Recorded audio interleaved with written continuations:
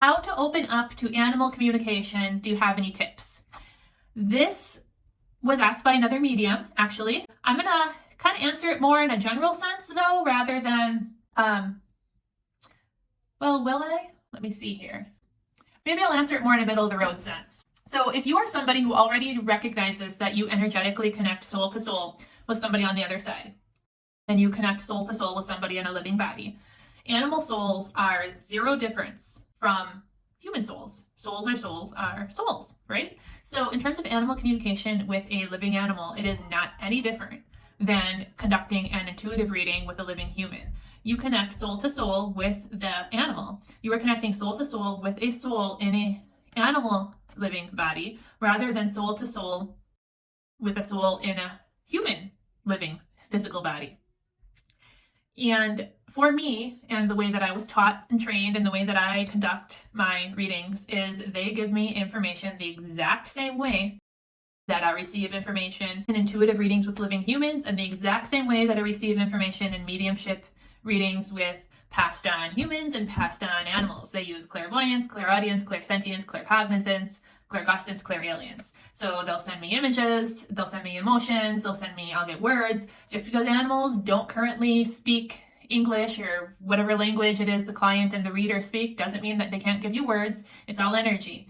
They give information the exact same way that we psychic mediums get information from spirit people on the other side. The exact same way that we psychic mediums get information from intuitive and psychic clients here in the living.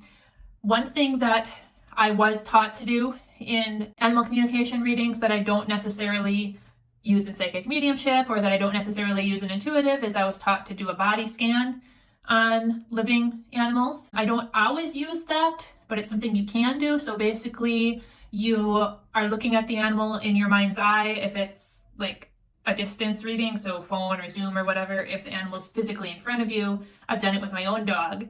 You can look at them with your eyes and do it. Basically, you scan them starting at, the tip of their head or the tip of their nose, and you slowly scan them and you wait to see what areas light up.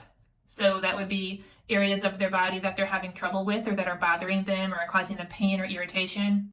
That's one technique that I was taught, and it works. It absolutely works. I typically choose not to use that because typically the animals will kind of go there on their own. They'll take me there with their paw. They'll kind of go to it, or they'll just kind of take me there clairsentiently. Everybody works a little different. But the biggest thing here is mindset. We have a mindset issue, I feel like, as psychic mediums, of where we feel like we get stuck in a modality of, I am a psychic medium, I only work with dead people, I can never do an intuitive reading on a living person, and I've not been trained in that. Or I am a psychic reader, I could never work with dead people, I only work with humans, I could never work with animals.